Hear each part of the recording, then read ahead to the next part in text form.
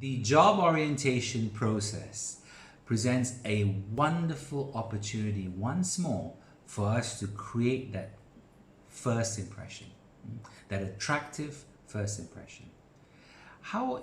What about, instead of thinking about the negatives, about telling the employee what he or she should not do, should refrain from doing, instead of talking about SOP and compliance issue, what if we chose to engage the employee by saying, item 1, let me talk to you about what we do, right?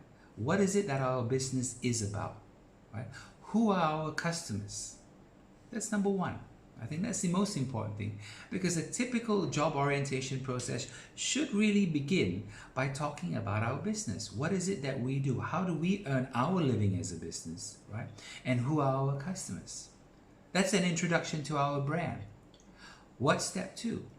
Step 2 should then focus on to talk about what does a happy customer look like. We could showcase a situation where we have resolved a difficult employee situation. We may be able to showcase a video of a customer's problem being resolved by a product that we offer, or a service that we're offering. Right? What is the next step that we can do once we have done that? Right? The next step we need to look about is perhaps we should start thinking about our history.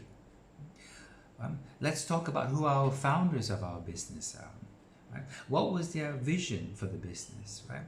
What were some key moments in our company history?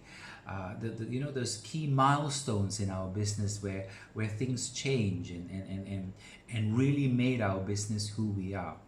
Once we've done these basics, we can then move on to talk about our values. Right?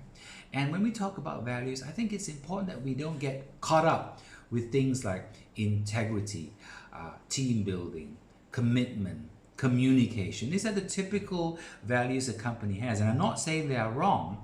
What I'm saying is, shouldn't we try as a manager to start thinking about how do we engage them in a way that will make these values come to life? It could be a video, it could be a movie scene, it could be a typical example of a conflict situation where our values came to the surface. Think about stories that you can share with the employee, because we all think in terms of narratives and stories.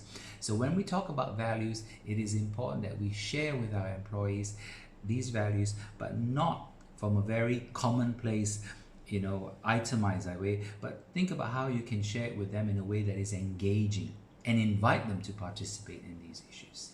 Thank you.